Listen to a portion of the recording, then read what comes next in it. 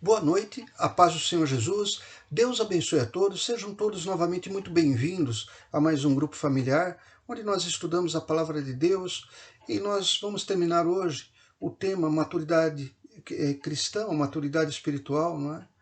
E eu queria pedir para você abrir a sua Bíblia então no livro de Tiago, capítulo 5, né? Tiago, Novo Testamento, capítulo 5, versículos 19 e 20. Nós sabemos que Tiago, né, ele escreve essa carta destinada a todas as igrejas primitivas que estavam começando naquela época. Né? E aqui ele faz uma síntese de tudo aquilo que um cristão deveria, né, observar, ou seja, de tudo aquilo que um cristão deveria fazer, né, para que ele pudesse ser um bom testemunho, para que ele pudesse ser realmente um discípulo de Jesus Cristo, para que ele tivesse, através da vida dele, a manifestação da fé que salva, né, para que ele pudesse conservar a sua salvação, né, se manter dentro dos mandamentos de Deus, e também, como segunda finalidade, que fazendo, né, e agindo assim, sendo um bom testemunho, então ele pudesse, através da sua vida, conquistar almas, não é? Levar a salvação. E é por isso que quando, lá em Tiago, capítulo 5, não é? Novo Testamento, versículo 19 e 20, a gente lê: Irmãos, se algum de entre vós se tem desviado da verdade, ou seja, abandonado o caminho da verdade, abandonado a palavra de Deus, e alguém o converter, quer dizer, e alguém o trouxer de volta, não é? Então aqui vale para aqueles que estavam, não é? Mas também vale para aqueles que não conheciam a palavra. Então todos aqueles que proclamarem o evangelho, que é o mandamento de Jesus Cristo, não é? Ele está fazendo a obra de Deus. Então aqui Tiago fala assim no versículo 20: Saiba que aquele que fizer converter do erro do seu caminho um pecador, salvará da morte uma alma e cobrirá uma multidão de pecados. Muito bem. Quando nós falamos, não é, da missão que todos nós temos dada por Cristo, né, todos aqueles que creem nele, Jesus fala: ide por todo mundo, pregai o evangelho a toda criatura, né? Então, esse estudo que nós fizemos faz todo sentido. Né? Ele ensina como que nós devemos viver, não é? Os cuidados que nós devemos ter, não só para nós conservarmos a nossa salvação, mas também para nós sermos bons testemunhos, né, do poder de Deus. Né? E assim sendo, através da nossa vida, Deus alcançar outras.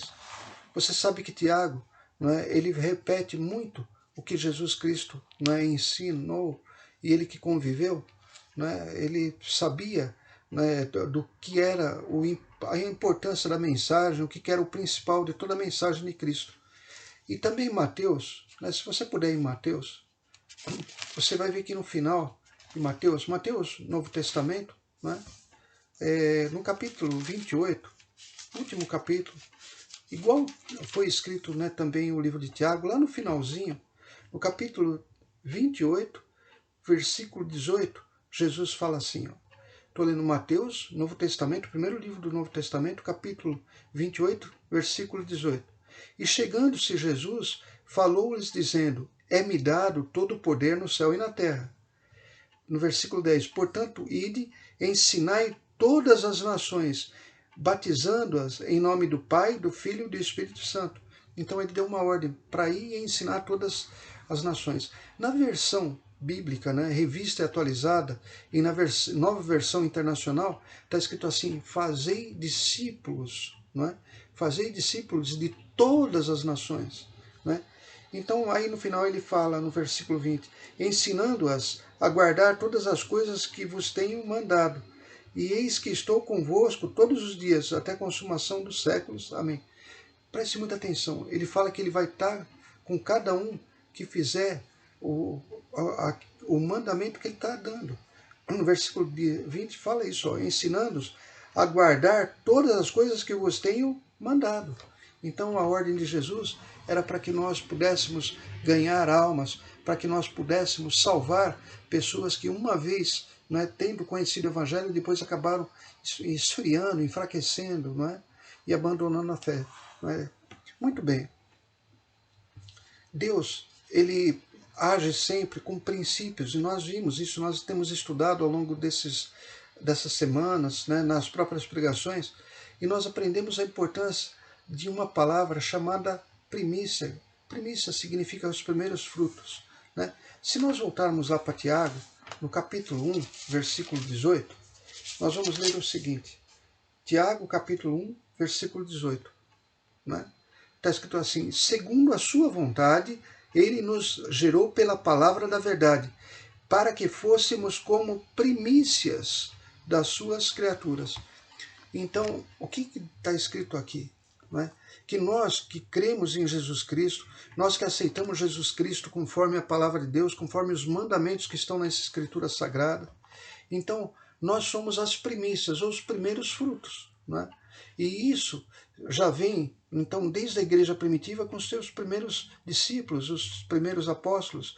Isso veio trazendo, assim confirmando ao longo do tempo. E no presente século, né, nesta época, nós que somos cristãos, nós somos as primícias, né, desta geração. Né, primícias porque através desses frutos que nós vamos dar, outras vidas vão ser salvas. Levítico capítulo 23, lá do versículo 9 até o versículo 14, nós não vamos ler, mas lá fala da importância e do significado da primícia, né?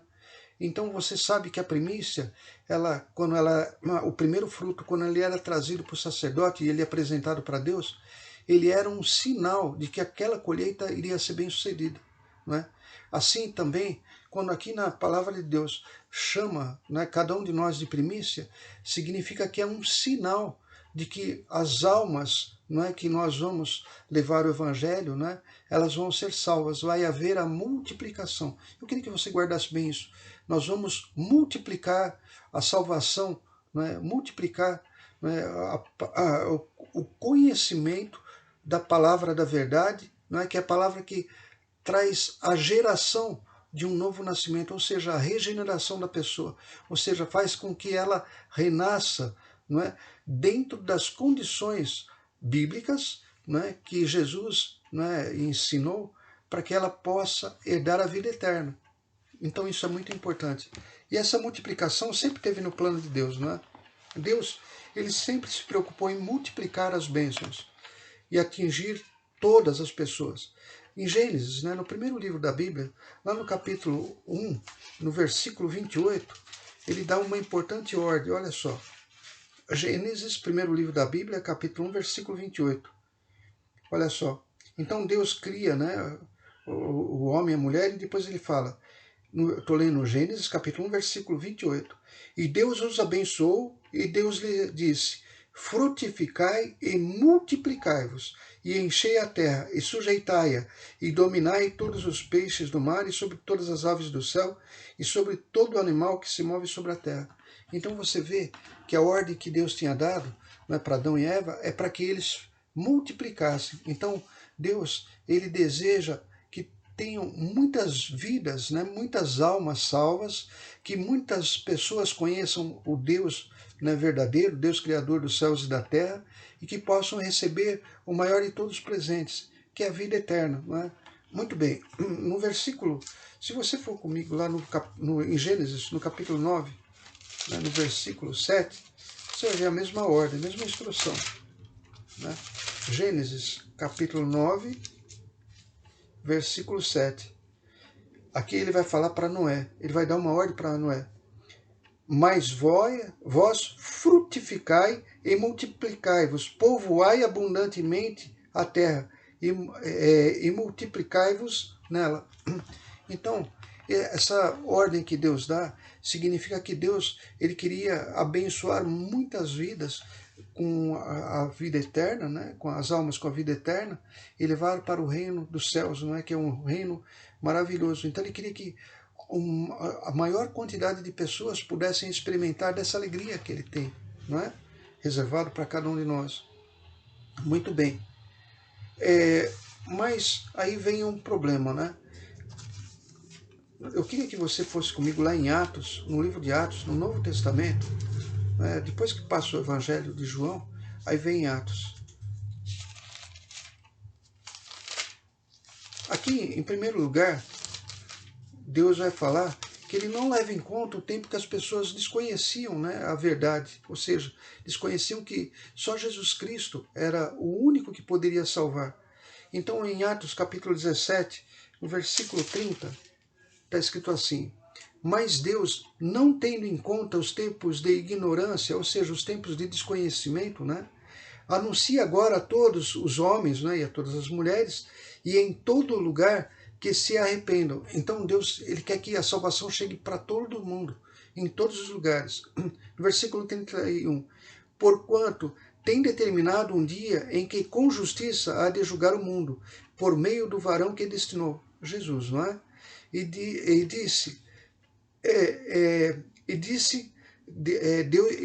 deu certeza a todos, ressuscitando dos mortos, né? Então o que está escrito aqui é o seguinte: Deus, ele dá uma oportunidade para todas as pessoas de se reconciliarem com Deus, mesmo aquelas que não entendiam nada, que nunca tinham ouvido falar, que tinham costumes, que seguiam religiões que na verdade eram até religiões contrárias à palavra de Deus. Deus, ele não leva em conta nada do passado. Ele quer que todos se arrependam, né, antes que venha o julgamento. Então, para que isso aconteça, né, as pessoas precisam de alguém que pregue. Lá em Romanos, no capítulo 10, né, Romanos, capítulo 10, Romanos é depois de Atos, né, no capítulo 10, eu vou ler no versículo 8, está escrito assim, vou ler do versículo 8 ao versículo 11. Mas o que diz? A palavra está junto de ti, na tua boca e no teu coração. Esta é a palavra de fé que pregamos. A saber, se com a tua boca confessares ao Senhor Jesus e em teu coração creres que Deus o ressuscitou dos mortos, serás salvo. Então, aqui, o que traz a salvação é justamente isso. Confessar com a boca, né, que Jesus Cristo é o único Senhor, e crer no coração. No versículo 10, visto que com o coração se crê para a justiça, e com a boca se faz confissão para a salvação. Então, esse ensinamento, né, esse esclarecimento, ele precisa ser dado a todas as pessoas, porque está escrito no versículo 11, porque a Escritura diz, todo aquele que nele crer não será confundido. Então, todo aquele, né? Mas como as pessoas vão crer se não tem ninguém, né, que possa levar a verdade, o evangelho? Aí no versículo 13 fala assim, porque todo aquele que invocar o nome do Senhor será salvo. No versículo 14, como, pois, invocarão aqueles em quem não creram? E como crerão naquele que não ouviram? E como ouvirão se não há quem pregue? No versículo 15, não queria que você fosse comigo, fala assim, e como pregarão se não forem enviados? Está escrito assim depois, como está escrito, conformosos os pés dos que anunciam a paz, dos que anunciam coisas boas, ou seja, de quem leva a verdade, a palavra de Deus, o Evangelho. Nós sabemos, não é, pela palavra de Deus, que não existe, não é, nenhum outro nome que traga a salvação. Se você voltar lá em Atos, no capítulo 4, versículo 12, está escrito assim, Atos, né, nós lemos agora há pouquinho, é só voltar um pouco de Romanos, capítulo 4, versículo 12. E em nenhum outro há salvação, porque também debaixo do céu nenhum outro nome há dado entre os homens pelo qual devamos ser salvos. Esse conhecimento da palavra de Deus, não é? Tudo aquilo que Deus fez, não é, através desde o primeiro livro da Bíblia até o último, que é o Apocalipse, não é, se resume na obra de salvação. Deus queria e quer salvar, não é, todas as criaturas da ira de Deus com relação ao pecado. Não é? Deus ama o pecador, mas ele não suporta o pecado. Então, aqui está o ensinamento, né, para que as pessoas possam ser salvas. Mas como as pessoas vão entender que nós conhecemos um Deus verdadeiro, um Deus criador dos céus e da terra, se nós não temos maturidade, se quando ele olha para nós ele não encontra sabedoria? É por isso que o livro de Tiago é conhecido como o livro de sabedoria do Novo Testamento. Ele é conhecido como o livro mais prático, não é, de conduta cristã. Não é? Ele é conhecido como o manual de conduta cristã, não é, para as igrejas de Jesus Cristo. ele ensina, não é? Ele faz um resumo de tudo aquilo que Jesus Cristo queria que nós fizéssemos, não é? E queria que nós, assim, fôssemos testemunhas, né? do Evangelho, do poder dele, pelas nossas atitudes. Então, esse tema, maturidade cristã, ele diz respeito não só a conservarmos a nossa salvação, né, mantermos, né, guardado, bem vigiado a nossa salvação, a bênção que nós recebemos, mas também levarmos a salvação com o conhecimento da palavra e com a sabedoria das atitudes. Amém? Muito bem. Quando nós falamos isso, não é? Então nós estamos falando da obra de Jesus Cristo, né? Que veio aqui na Terra para salvar as pessoas. João, né, para encerrar, quando lá, voltando um pouquinho, né, a Bíblia fala assim, João 3,16, porque Deus amou o mundo de tal maneira que deu seu Filho unigênito, para que todo que aquele nele crê não pereça, mas tenha vida eterna.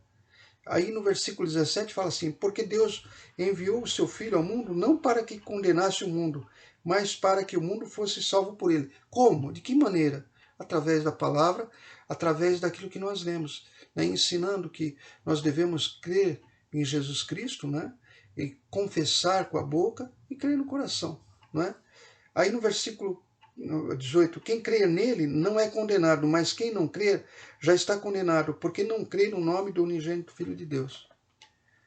Quando Tiago ele fez essa carta, ele estava fazendo, na verdade, um manual para que a igreja pudesse multiplicar e para que ela pudesse alcançar todas as vidas, ela precisaria, não é, de uma multiplicação, ela precisaria de que os discípulos fossem multiplicados para que todos pudessem ter a chance de ouvir a palavra de Deus e receber a salvação. E ainda hoje, nós fazemos parte do plano de Deus. Nós somos as primícias de Deus, como nós lemos, para que as outras vidas possam ser salvas. Amém? Essa é a importância do livro de Tiago, né? Essa é a finalidade, preparar cada um de nós, né, nesses importantes aspectos que nós vimos, para que quem olhar para nós veja em nós atitudes condizentes com um Deus que nós pregamos, né? Um Deus que é criador dos céus e da terra, né? E que através das nossas vidas, então Deus possa atingir a todos. Amém? Muito bem, eu vou pedir para você baixar sua cabeça, fechar os seus olhos.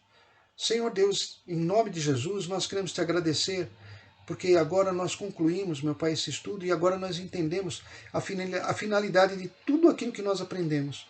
Na verdade, Senhor, tudo que nós aprendemos era para conservar a nossa salvação, mas também para trazer de volta todos aqueles que se desviaram, aqueles que esfriaram na fé, e levar a verdade, levar o ensinamento de que somente através de Jesus Cristo nós podemos ser salvos, somente através do nome dele. Não há nenhum outro nome dado entre os homens que implique ou que traga a salvação.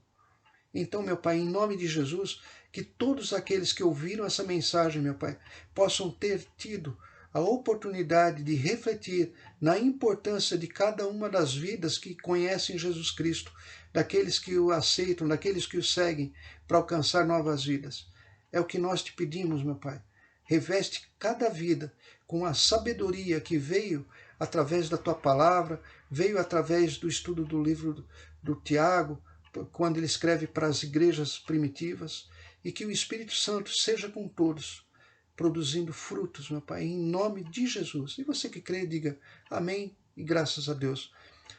Muito bem, domingo, né, nós teremos a nossa live, né, o nosso culto ao vivo, com a celebração da Santa Ceia às 11 horas da manhã. Então prepare seu pedaço de pão, seu suco de uva. Lá, lembrando que na igreja de Ribeirão Pires, né, nós já voltaram os cultos presenciais, e lá às 10 horas da manhã também vai ter o culto presencial, né, para que haja tempo depois da pessoa ainda pegar, ir para casa e participarmos todos juntos da Santa Ceia. E na próxima quarta-feira nós vamos apresentar um outro tema, né? O professor Nessim, ele vai trazer um estudo, não é, muito interessante, um assunto que com certeza vai trazer muito conhecimento e vai revelar o poder de Deus na palavra dele, não é? Quando nós vamos estudar desde o Antigo Testamento, não é? que existia a revelação de Jesus Cristo. Né? Nós sabemos que Jesus Cristo, quando ele nasce, ele divide a Bíblia, a palavra de Deus, no Antigo e no Novo Testamento. Né? Nós sabemos que Jesus Cristo, né, ele nasce cerca de 1500 anos, vamos dizer assim, arredondado, né? Depois de que foi escrito o primeiro livro, né, do Antigo Testamento. E nesses 1500 anos, por volta desse tempo, não é? Se falava dele através dos costumes que Deus trazia para o povo judeu, não é? Se falava dele através da letra, não é? Das letras, da linguagem que era o hebraico, não é? Dentro do hebraico estava escondido, estava em mistério, em enigma, né? O que seria, né? O Filho de Deus que viria como Messias. Então vai ser um estudo muito interessante. Com certeza você vai conhecer melhor a palavra de Deus e ficar maravilhado de ver como que Deus é poderoso para fazer cumprir todos os seus planos. Depois de 1500 anos aproximadamente, aí vem Jesus, e com a vinda de Jesus na Terra, então se inicia o Novo Testamento, né? A dispensação da graça. Né? Então nós vamos poder ver, né, como foi o plano de Deus até o dia em que Jesus Cristo vem para a Terra. E aí sim, ele cumpre a missão dele de entregar a sua vida para que a salvação chegasse a todos. Amém? Não perca então, na próxima quarta-feira, às 20 horas, né, o início desse tema, Jesus Cristo revelado através das Escrituras do Antigo Testamento e usos e costumes dos judeus. Deus abençoe a todos, uma boa noite e até o próximo domingo, às 10 horas em Ribeirão Pires, no culto presencial, e às 11 horas no culto virtual, na nossa live com a celebração da Santa Ceia. Uma boa noite a todos, em nome de Jesus.